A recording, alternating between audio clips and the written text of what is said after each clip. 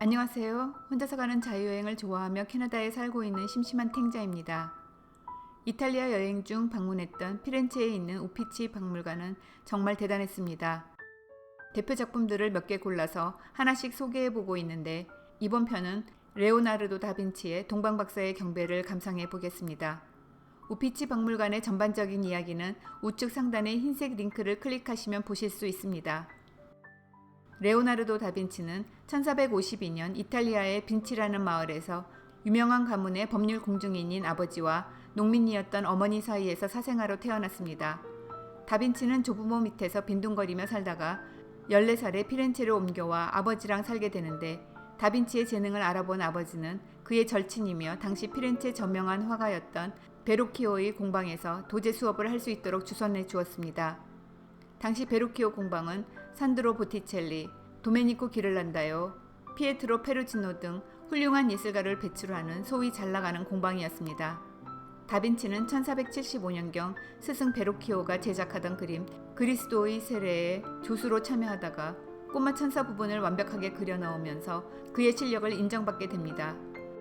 조르조 바사리가 저술한 예술가의 일대기에 따르면 이렇게 훌륭한 제자의 솜씨에 충격을 받은 베루키오는 붓을 꺾고 더 이상 그림을 그리지 않았다고 합니다.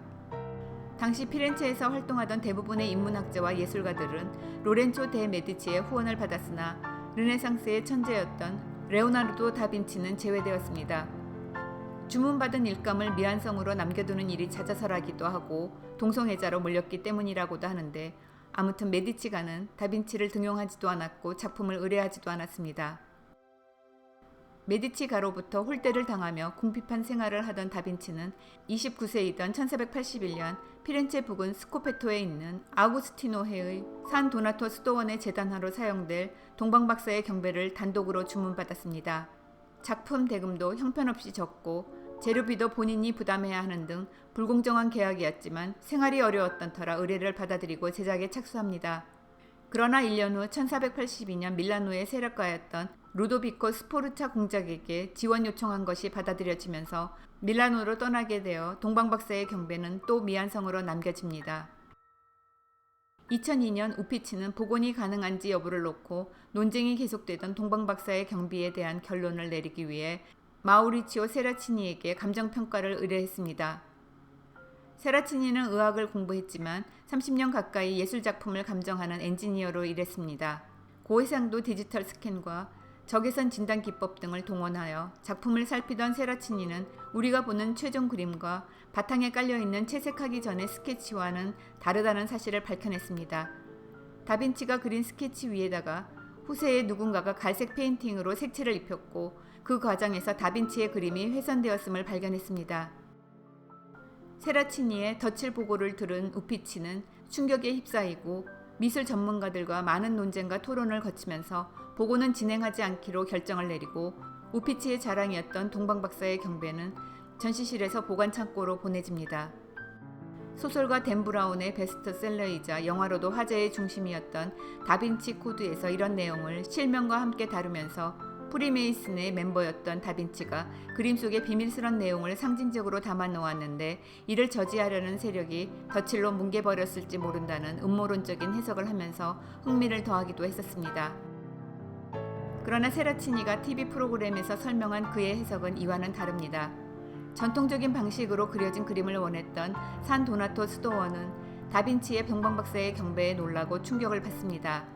헬스하고 수척한 외모에다가 별로 관련도 없는 인물들이 잔뜩 둘러싸고 있는 아기 예수의 장면은 상상도 못한 것이었으며 뒷배경의 전투 장면은 또 무엇인지 수도원은 받아들이기 힘들었을 거라 합니다.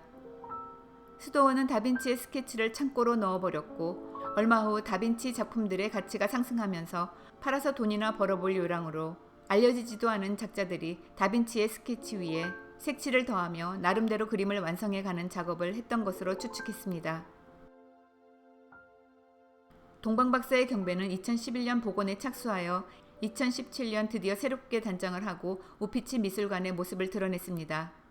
아무래도 논쟁의 여지가 있는 갈색 페인팅 부분은 남겨둔 듯하고 쌓인 먼지와 염료에서 나오는 기름 찌꺼기 등을 닦아내면서 선명하게 정리를 하고 가려졌던 다빈치의 스케치를 부분적으로 드러내며 섬세한 느낌을 한층 살려내는 정도에서 복원을 마무리한 것으로 보입니다. 다빈치가 표현한 군중들의 표정은 정말 감정이 풍부하고 섬세합니다. 무너진 건축물과 사람들의 투쟁이 담겨진 장면은 그리스도의 출현에 따른 이교도의 몰락을 암시하고 있습니다.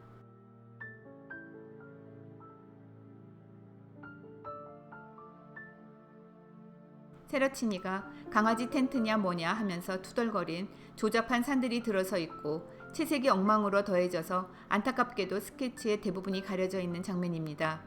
적외선을 들이대자 드러난 밑바탕의 스케치는 놀랍게도 미술계 최대의 미스터리인 다빈치의 앙기아리 전투를 닮아 있었습니다. 격렬하게 충돌하는 말들의 움직임과 강렬한 감정 표현은 20년 후에 그려질 앙기아리 전투의 전주곡과 같은 장면이었습니다. 재미있는 것은 다빈치의 스케치에는 코끼리 한 마리가 호젓이 걷고 있습니다. 성모 마리아의 뾰족한 발가락과 뒤꿈치는 도저히 해부학을 공부했던 다빈치의 그림이라고 볼 수 없다고 세라치니는 주장했습니다. 다빈치의 스케치에서 드러나는 성모 마리아의 모습은 더욱 온화하고 순정 만화의 여주인공보다 젊고 아름다웠습니다. 아기 예수는 작은 체구에도 불구하고 자세 때문인가요? 뿜어져 나오는 포스와 위엄이 느껴져서 감탄했고 동방박사가 내미는 유양을 향해 내뻗은 손에선 왠지 사랑과 자비마저 느껴졌습니다.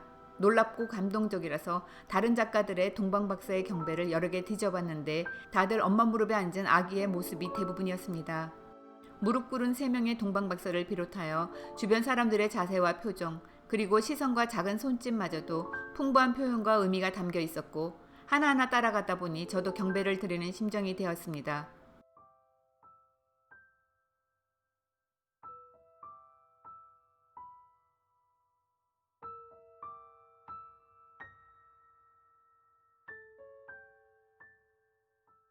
산 도나토 스토어는 필리피노 리피에게 다빈치가 그리다만 작품을 참고로 해서 다시 제다나 제작을 의뢰했습니다.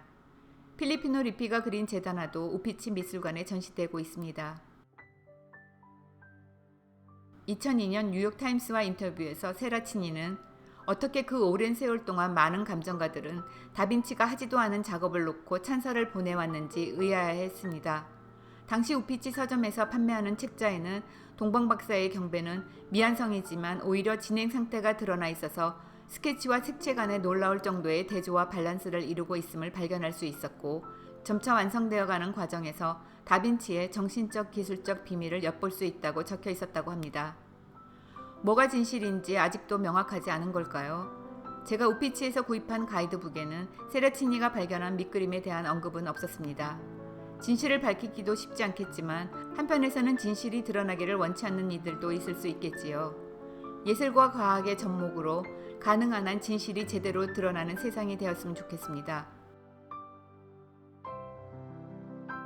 내용이 재미있었거나 다음 편이 기대되신다면 구독과 좋아요를 눌러주시면 감사하겠습니다.